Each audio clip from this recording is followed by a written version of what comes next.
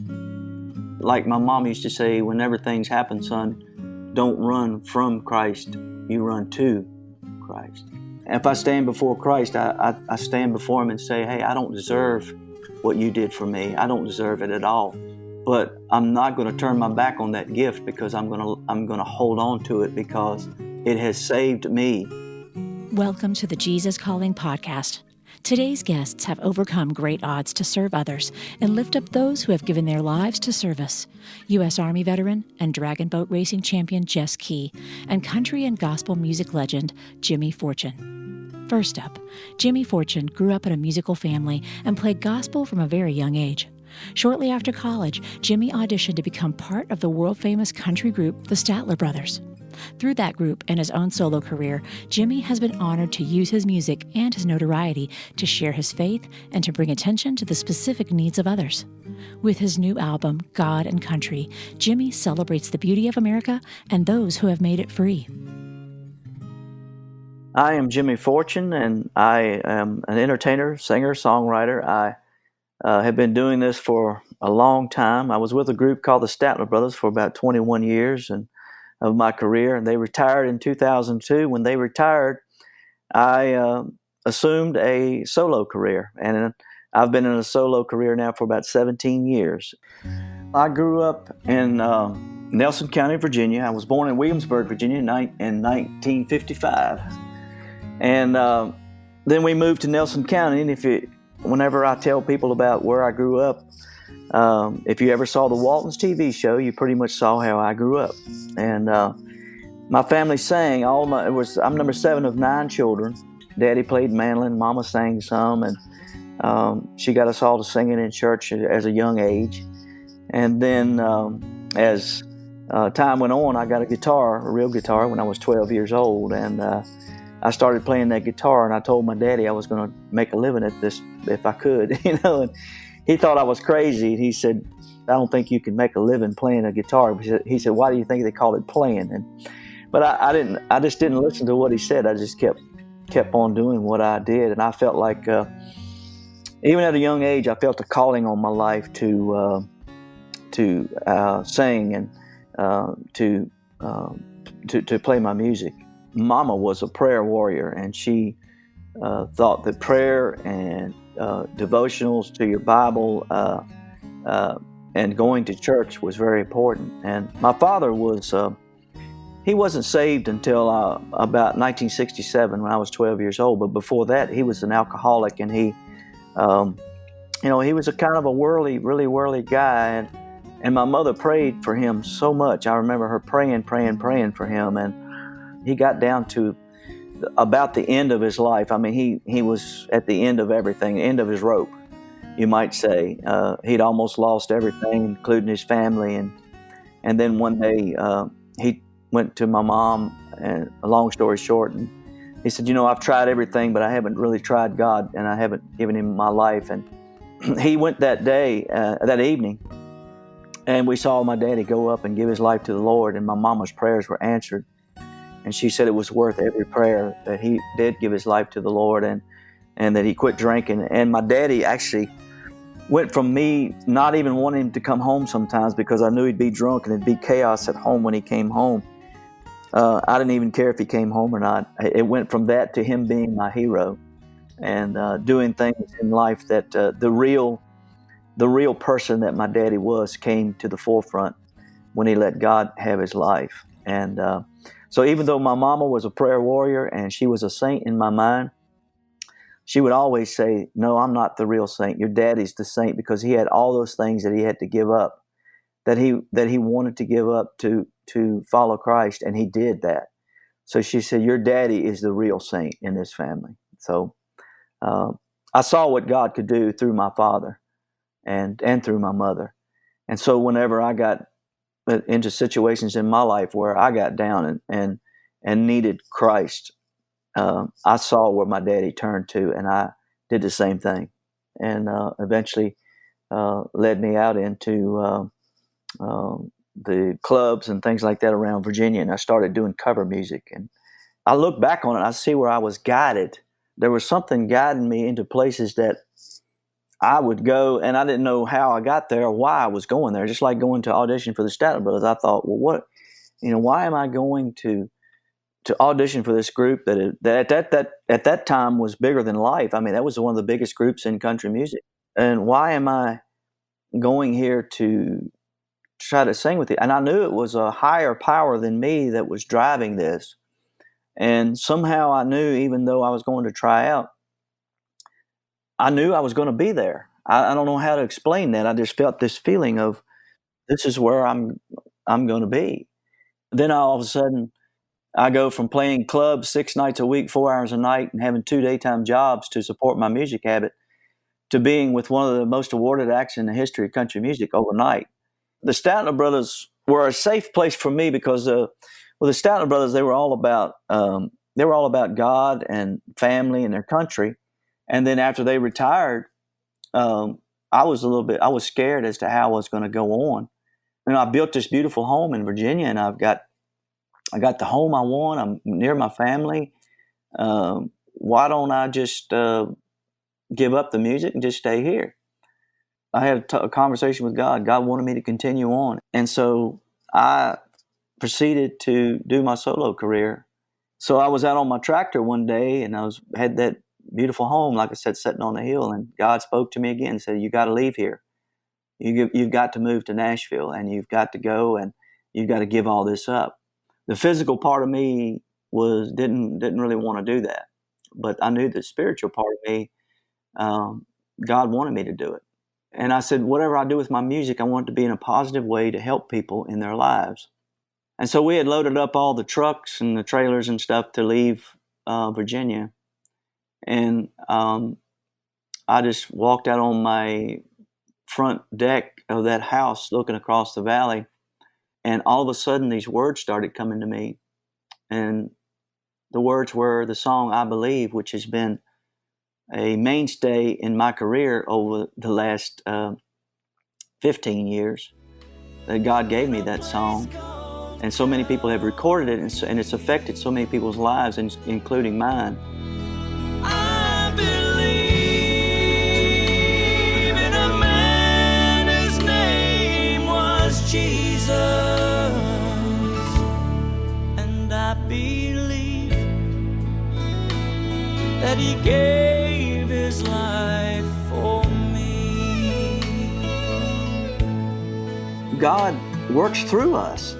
And in his love for us, he works through people, and he works through books like this, Jesus Calling. He works through that.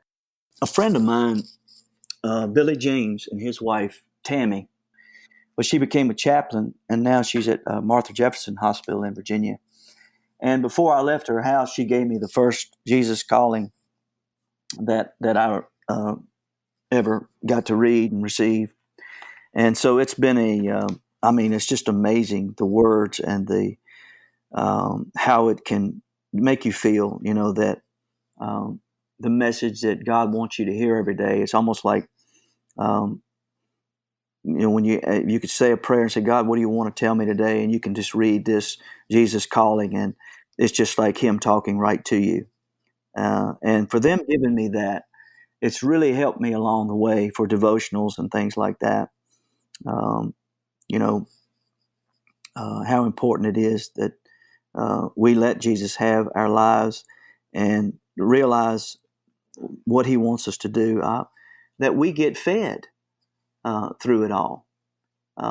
So we all work together to accomplish the goal that God wants us to accomplish, and that's to help the downtrodden and the people of this world who need to hear about him. God and Country is my newest project. We just did a CD of that music. Ben Isaacs produced it through Bill Gaither Music, and we all got together and said, "What do you think we should do?" And we all agreed on, let's do a project called God and Country, because if ever our country needs God, it's today. There's so much division out there in the world. All you got to do is turn your TV on and see what's going on. It seems to be a lot of shouting back and forth and a lot of hatred toward one another in a lot of ways. And we tend to lose God in all that. There's songs on there called "More Than a Name on a Wall," which I wrote years ago, and a new song called Meet Me at Arlington on there, which is about a Gold Star mother who'd lost a son and who saw some guy ranting and raving on the news about putting down our soldiers and putting down our country. And she was asked how she felt. And this song came to mind from my good friend that happened to live next door to me, Mr. Dave Clark, who's a great Christian songwriter. He came over and told me about that. And he told me what she said. And then we saw the news clip where she said, I wish this man could meet me at Arlington, and then I could tell him how I feel and introduce him to my child and tell him about him. And he would know, maybe he would know and understand why I feel the way I feel and why it's so important that we acknowledge our soldiers and acknowledge them and thank them for what they did for us. They sacrificed their lives for us. Well, there's a stone for every soldier, and the reason that you're free to say the things you want to say and believe what you believe.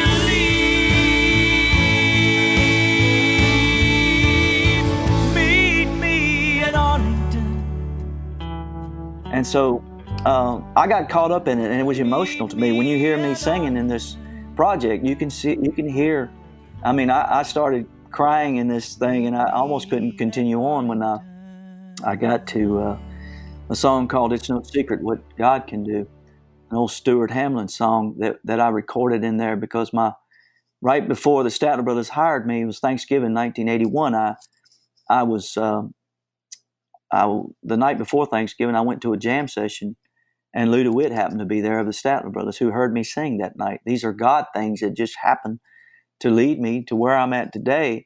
He heard me sing that night, and I went to my mom's the next day, told her I'd met Lou DeWitt that night, and I felt like something good was going to happen in my life because she was really upset because I walked through the door and I was sick. I'd been anemic and I'd been working really hard, and I got there early because I wanted to get some of that good food of Mom's, and we sat and talked, and my mother came over and put her hands on my shoulders, and she started singing, "It is no secret what God can do."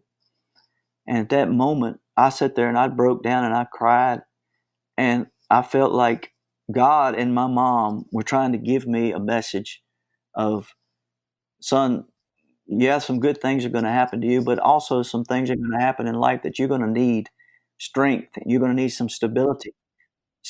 So remember that God is where you need to turn to and give your life, because He's going to be the one that's going to help you through all this, because it is no secret what God can do. And so when I started singing that song in the studio that day, I broke down because I realized how powerful that moment was. I realized how powerful that song was to me.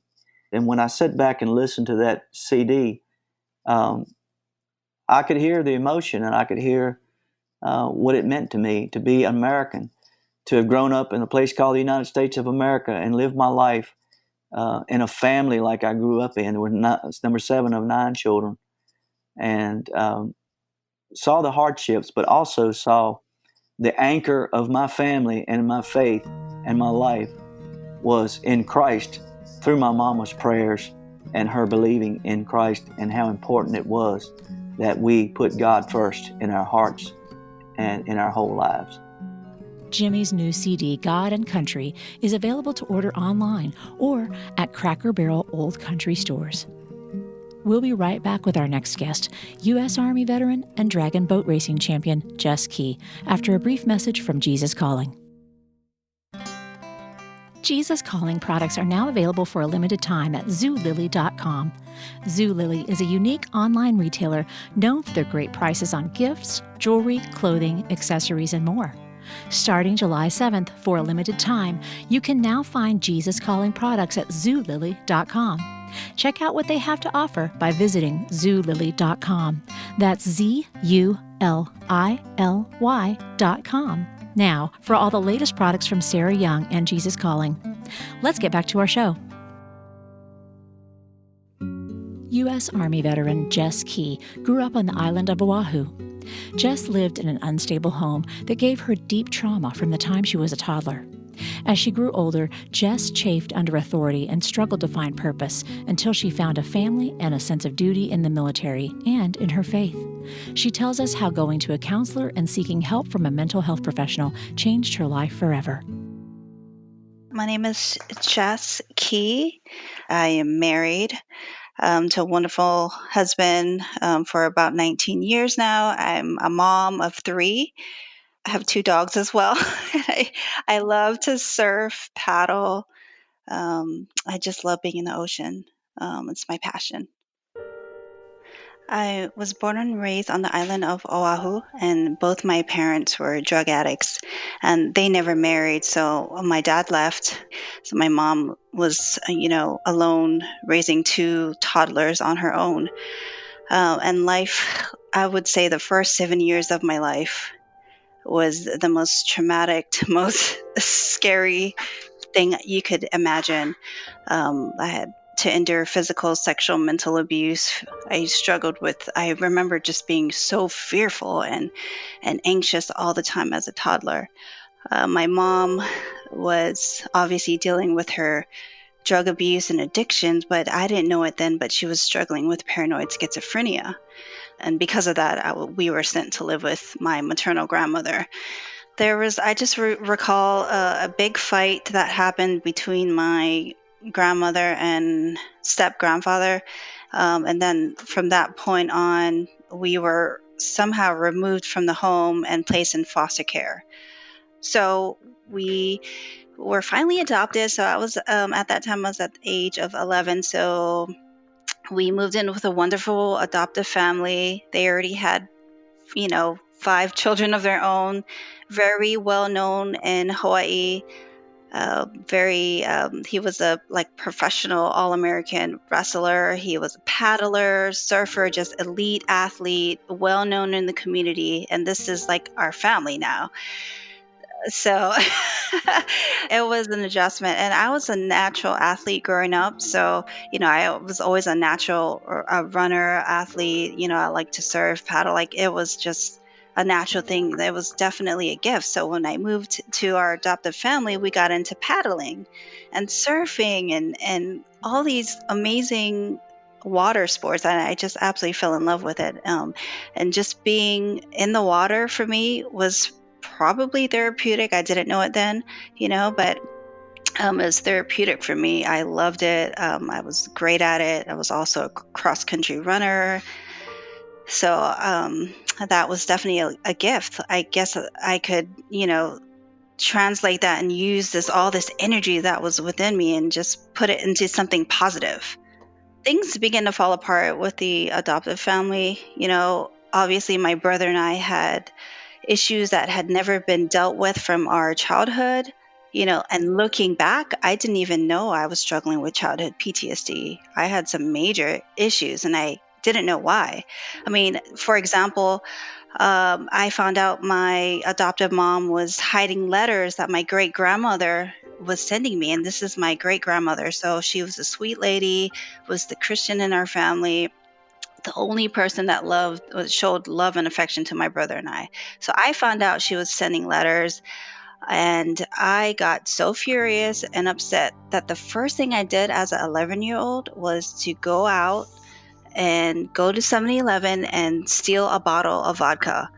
And I got drunk that night, and I never saw this. My adoptive family never did this, or my foster home, but it's just wild that I just did that naturally.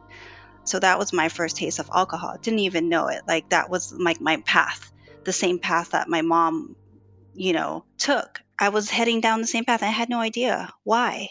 So after, things weren't really working out with my adoptive family, my brother and I ran away from home. We ended up in a runaway shelter in Hawaii, and it would come to the agreement that we would not return to my adoptive family. We didn't want to go back. And so the only person that would take us would be my grandmother. So after 7 years of being away from my biological family, I'm put back into that toxic environment of which I was taken from. I was taken from that environment and put right back there. So long story short, it's like opening Pandora's box. I was hanging out with the wrong crowds, started dating, started drinking a lot. At age 15, I was in a very toxic relationship. I grew up seeing this abuse, and I was abused myself. So I thought it was a normal thing.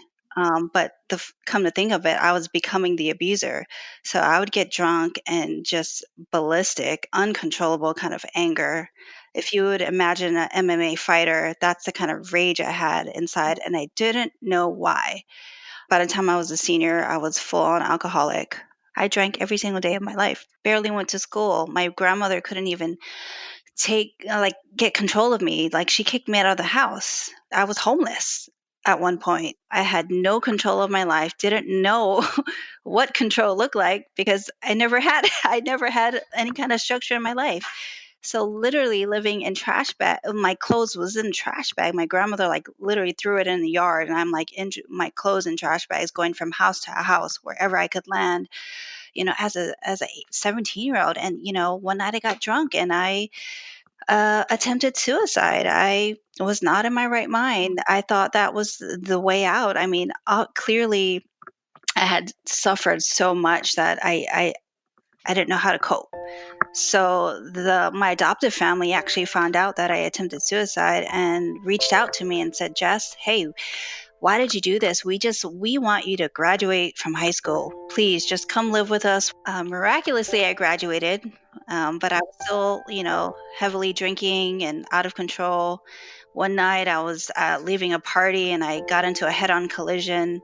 I was driving under the influence, and my adoptive family said, "Hey, this isn't acceptable. You already graduated. We want you to either get help or you need to leave."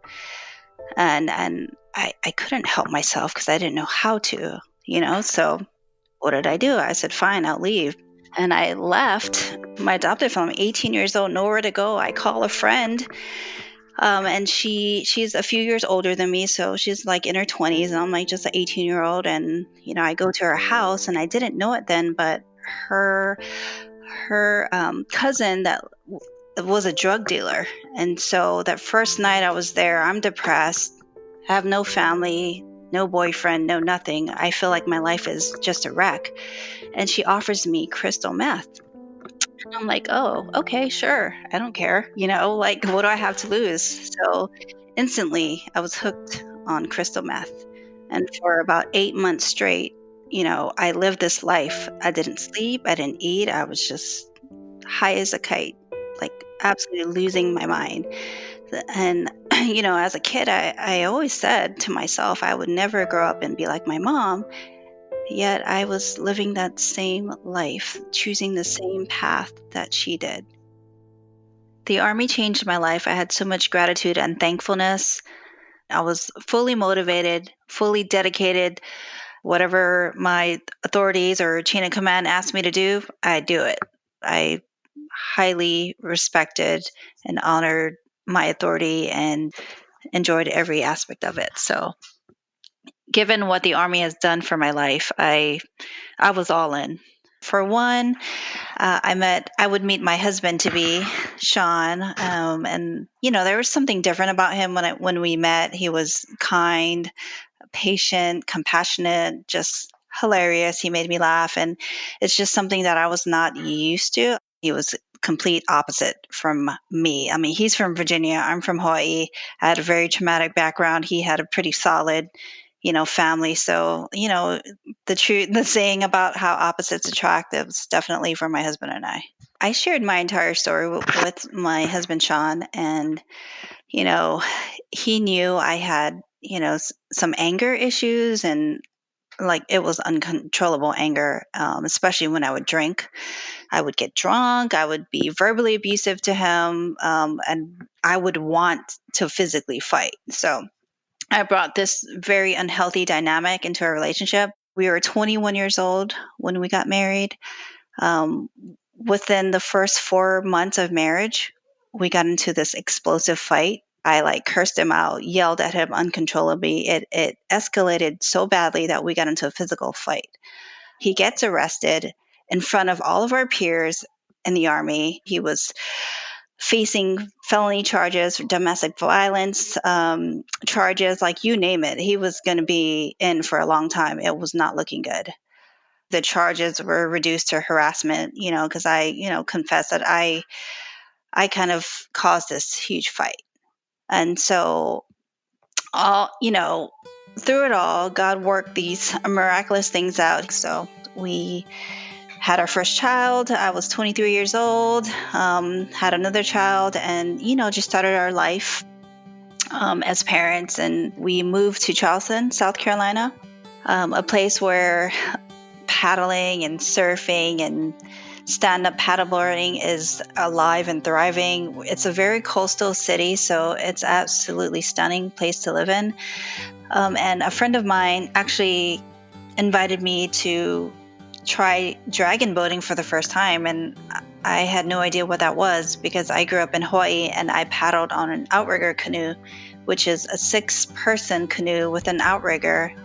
But when I got in that boat, it was like an awakening. It was like everything that I know that's deep down in my soul, like it was just came alive. I was so happy. I was, fulfilled. I was doing the things that set me free as an 11-year-old, whenever I was living with my adoptive family.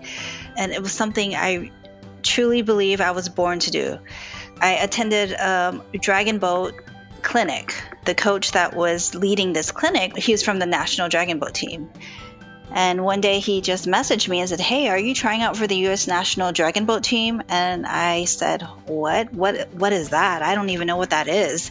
And he's like, "Yeah, they're going to China. You're going to represent the U.S. national dragon, the United States of America. You should do it." And I was like, wait a minute, should I? I only had 8 months experience in dragon boating. I was like, yeah, I'll do it. If anyone could take a challenge, that's me. I can take any mental, physical challenge you can think of. I can do it because I've done that my whole life. So I paddled with some of the most elite paddlers in the United States. We come from all over the United States, and we all come and meet up and race. We raced in China, and I can tell you that when we were lining up for our gold medal race, right, we were coming up on, we had to do a 1,000 meter race. So as we were lining up, there was like a beam of light that was shining down from heaven. And shortly after that, I said a prayer. I said, "God, just let it just be with us. Give us the strength to endure this race." I said, a silent prayer for my team. And after that race, we won gold. It was absolutely amazing. You're on this high, you compete at a world level. And then I come home and it's, I didn't even know it then, but I was a little bit of depressed. I started retreating. I was having a little bit of communication issues with my husband. And from that point, he wanted to see a Christian counselor. He kind of said, "Jess, have you ever thought about seeing a psychiatrist?" And I remember going to my car and bawling in tears. I knew something wasn't right. And so I decided to seek help from a professional. And it was at that point that I realized that I had severe childhood PTSD. I was still living in constant fear. I had anxiety. I feared for my children's life all the time. And after 8 months, I can truly say I'm walking in freedom. And I'm so thankful that this pastor just reached out to me on a personal level and said, you should get help. I'm a living example that God can take a person with all of this trauma and turn it into something beautiful. Like, your story is not over. It's just beginning. Like, God will use any circumstance, whether it be good or bad, and he'll turn it into something beautiful. My first experience with the Jesus Calling, a friend of mine, we kind of inherited their library. I just remember seeing this cute little book, and it was a devotional, really super simple. to read. I didn't have an earthly father. So when I would read this book, I felt like God was speaking to me in a personal level, like something that I could understand. And like my Abba, my Heavenly Father, it was something different. It wasn't complicated. It was really simple. And I really appreciated that. I would love to read the Jesus Calling passage from February 27th. It says, "Keep your eyes on me. Waves of adversity are washing over you, and you feel tempted to give up. As your circumstances consume more and more of your attention, you are losing sight of me. Yet I am always with you, holding you by your right hand. I'm fully aware of your situation, and I will not allow you to be tempted beyond what you're able to bear.